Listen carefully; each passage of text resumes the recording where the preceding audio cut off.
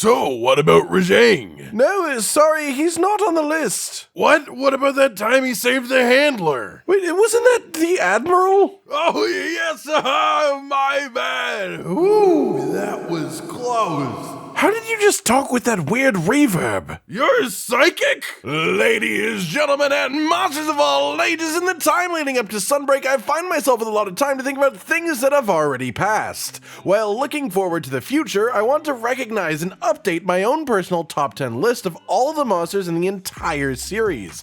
While I have done one of these in the past, the last time that I did my own personal top 10 of all time was actually in 2019, and not the end of 2019, but the beginning of 2019. Which was before Iceborne even happened, at which point the only games that I had played in the series were base Monster Hunter World and Monster Hunter Generations Ultimate. I have done a lot since then. I've seen a lot in the 3 years since then. I've played many older Monster Hunter games and a few newer Monster Hunter games, as well as hunted every monster in Frontier, which in itself has a roster to rival the main series in length. And, well, even without all of the monsters that I have now experienced that I'd never spent time with before, my opinions on the ones that were already there have changed a bit over time as well. Some for the better, some for the worse, and some have just stayed relatively stagnant, while others have overtaken them and slowly pushed them off of the list. I'm actually really happy with my new list. I feel it is very representative of how I view monster design as a whole. The balance between lore and combat, ecology, and ecosystem, and just silly crap. Honestly, I love silly crap.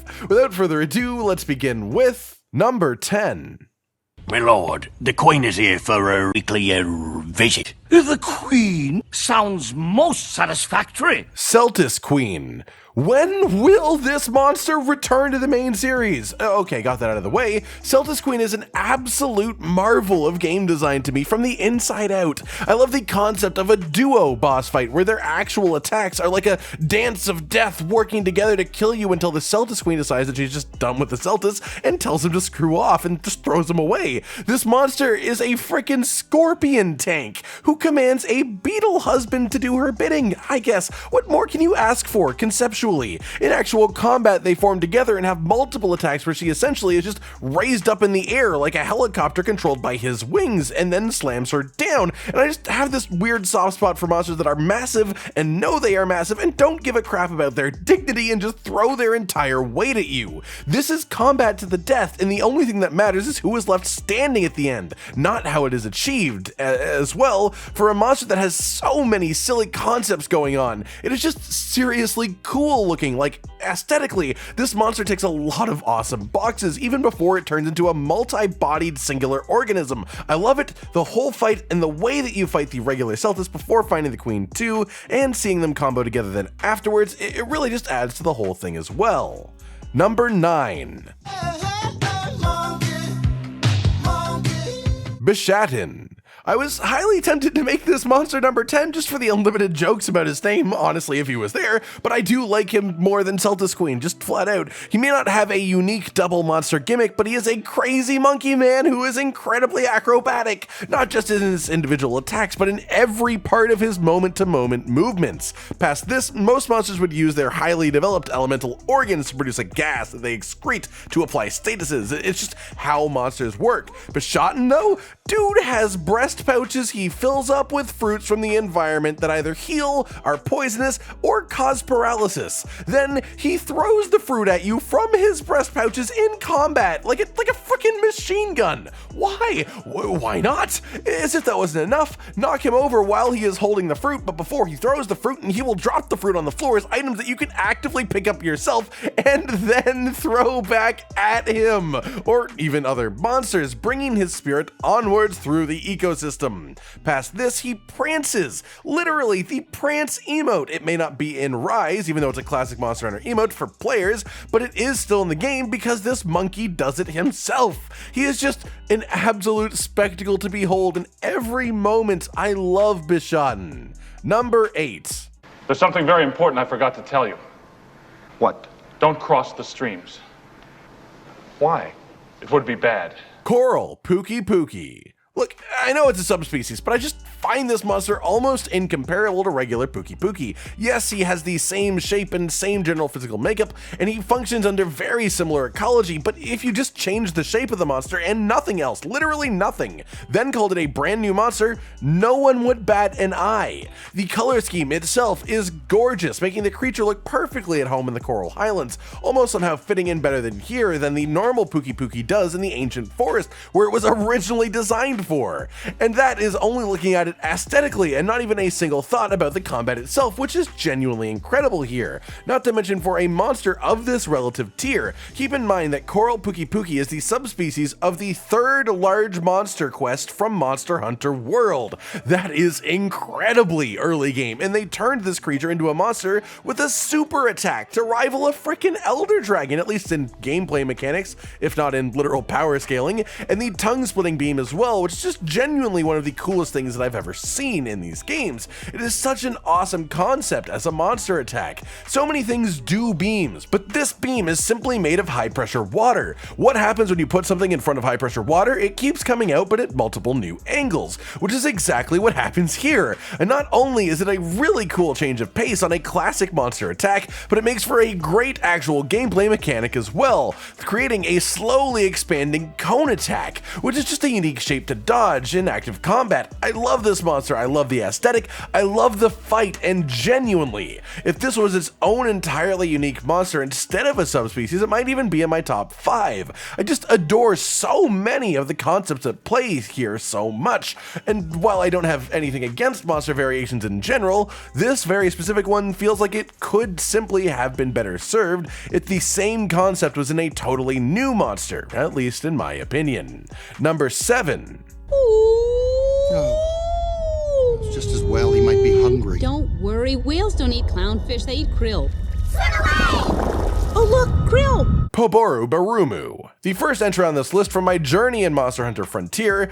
I may never learn to pronounce their name correctly, but I think that's okay because I have a strong appreciation for who they are as a person, monster. This cross between a musical instrument and a whale has a ridiculous fight in every sense. The creature is ridiculously large, its health and damage are ridiculous, and its mechanics are ridiculous in multiple ways. First up, they can heal themselves, as well as apply damage and defense buffs, as they are a literal hunting horn whale monster. That's its main thing. As well, if you are near it when it plays these buffs, they will actually affect you too. But be careful if you're too nearby, because if you get hit by his roar, it is perfectly built to cause confusion and make you dance. Literally, sometimes you will just get up on your tippy toes like a ballerina. I have no idea why this happens logistically, but I absolutely adore that it does. On occasion, the healing that this monster applies to itself is genuinely so strong it will regenerate broken parts, which is sort of insane in itself. Yes, aesthetically, the monster is quite a bit pointier than I might like, but aside from that, it is literally just a whale that they stuck legs on and then converted the head and tail into an instrument. Like, this is the most literal interpretation of land-dwelling hunting horn whale monster that I could possibly imagine. And I mean that in a good way though. Like, it makes sense to my brain and I adore it. Number 6. They're up, tsunami shockwave! Namielle. When it comes to making waves, look no further than this monster. It just tickles the parts of my brain that love space, deep space, the same parts that love the deep sea. The concept of the dark abyss, of the unknown, the things that do dwell in it, that we do know exists, and what that means for the things that could dwell even further away from human civilization. Namielle represents that concept perfectly, an amalgamation of various deep sea creatures inspiring her design, but somehow coming together in a way that is undeniably beautiful. If you look exclusively at her face, it is sort of scary, but the creature as a whole is just gorgeous. On an actual fight level, I know a lot of people find it annoying more than fun due to the way that the water pulls you around during the fight, but I personally really love when a game changes the way that the environment works entirely based around a singular fight, a singular monster. The ground, in this case, no longer functions entirely as you are used to ground functioning. You have to adjust this change though. You have to adapt to it and overcome it, or fall to the wayside broadside thrown to the floor by the waves. The showing of pure control and power over water. The awesome mixture of using this bioelectricity to set off the puddles of water almost like mines. All of course leading up to the big old super move of epic proportions. There aren't many water monsters in this series as a whole, and Namielle is absolutely worthy of the mantle of representing them herself. Number 5. This... my mom? Rakna Kadaki. The queen of the spiders, this monster only took moments to capture my heart. Talk about creatures throwing their whole weight around with no shame or care or dignity. This monster literally produces babies, then launches the babies attached to her sticky webs and uses them as anchor points like a grappling hook to swing around the map horizontally. A creature based off of an assassin spider. She's already badass as hell on a pure conceptual level, but her actual design past that. The razor sharp mandibles and claws, the color scheme, then covering it all up with webs and the little arachnoids, it's all just so lovely. And of course the way that in the fight you can break her down phase by phase too, slowly revealing each of her different visual layers if you choose to. I love fights like that. They have this kind of unnecessary depth almost. Like how often do you actually wind up in a situation where you fight a Rakna Kadaki with no webs on, where she goes full stabby mode? It's super rare in actual combat and actual practice. It's just not the most efficient way to kill her, so it doesn't happen often. But is it cool that it's there? You're goddamn right it is. Number 4. Hello, sir. Gossherrag. The next entry, also from Monster Hunter Rise, this Yeti I have conservatively placed in this position. I say that because he, more than anything else, I think has a chance of being pushed up over the edge into the top 3 coming into Sunbreak. We still haven't gotten to see what his fight looks like in Master Rank, his Master Rank armor and weapons either, and maybe even just the context of what they do with him in the expansion too, be it potentially a subspecies or maybe simply making him a side character as a general Master Rank fight. It will change my opinion on him further from where it is right now, one way or another. Right now though, I do absolutely adore him. He is giant and round and fluffy and angry and menacing, and his general aesthetic screams, I want to hug you, but his face itself screams, I want to kill you. And then I scream for ice cream because that's just an unwritten rule of the dairy industry. I love his aesthetic. He looks like a pillow, then he gets mad and changes colors and makes weapons out of ice on his hands, which is just sick. Past this, his fight itself, while not the hardest one at his tier, is one of my favorite fights in the whole series. Within the first couple of months of Rise, I had hunted over 100 Gossherrags, not because I was farming something in particular, but because I wanted to play more Monster Hunter and I absolutely fucking loved this fight. I have done that fight more than anything else in Rise by a metric bear ton, and honestly that is part of why I defend Rise's endgame at least a little bit and say that I like how they were able to progress through choosing quests entirely on our own, because I did all of my talisman farming by just hunting my favorite monster in the game, the big cuddly serial killer bear Gossherrag. Number 3.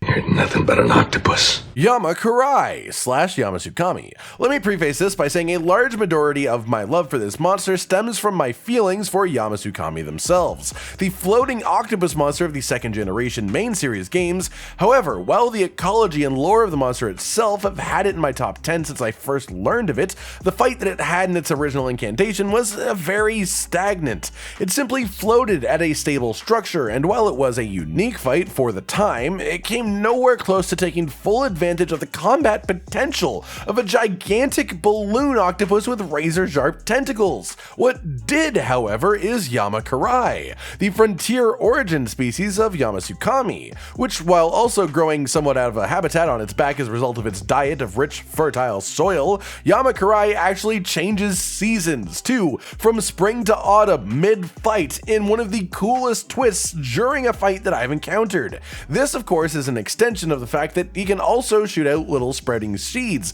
to grow trees mid-fight, because why wouldn't he? This fight is a great example of making a ridiculously large monster actually feel like proper combat, rather than just a procedural list of tasks to complete. You hunt him using your weapon, and while yes, sometimes you are just slapping at the bottom of the tentacles, the fight is still engaging from start to finish. Number 2. It's inflatable.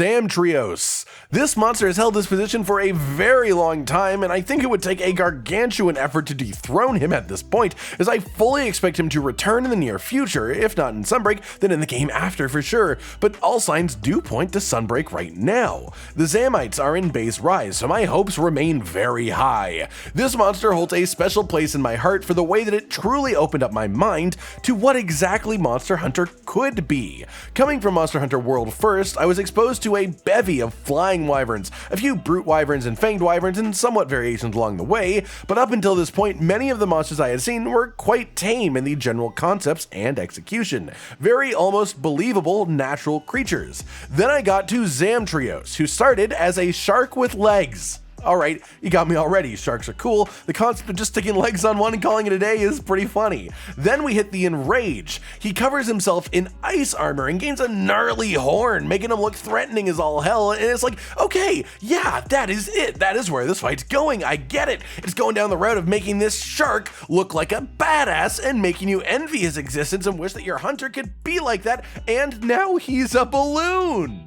What? Something many people referred to as one of the most memorable moments in the Pro and Noob series was when I first encountered the inflation phase of Zamtrios, and my love for it still holds to this moment. It is such a great memory. It was just so freaking surprising. This monster, this badass monster who is a shark, who then covered himself in pointy, sharp, angry looking armor, just says, fuck it, time to expand, I guess. And then he just starts upchucking balls of ice in random directions, hoping that you'll walk into it. This monster absolutely shatters the concept of going into a new monster with expectations. It shatters the concept that there are rules to monster design. Zamtrios is truly special, and only one spot below my true favorite, who will probably not surprise anyone. Number 1. I'm a cow! A big, hip, fat, nasty, gelatin-ass, buttermilk-making cow! Duramboros. I feel like I could write an essay explaining the exact reasons that Zamtrios has stuck with me as hard as he has, but Duramboros is a bit tougher for me. I could talk for a while, don't get me wrong, but so much of it is just this strange, innate connection. Like, I see Duramboros, I look into his pixelated eyes, I see his dumbfounded smile, the way that he just doesn't give a care for anything, and I feel just this understanding of who he is. As younger people than I would say, I simply vibe with Duramboros on a frequency that no one else can match. It's like a representation of a certain part of my soul was brought into being, and I can physically see it in front of me, even though obviously the people who made this have never met me before in their lives. He is an absolute unit, totally giant, yet mostly non-aggressive. In fact, entirely an herbivore, only getting combative in territorial disputes, essentially over the trees as his main source of food.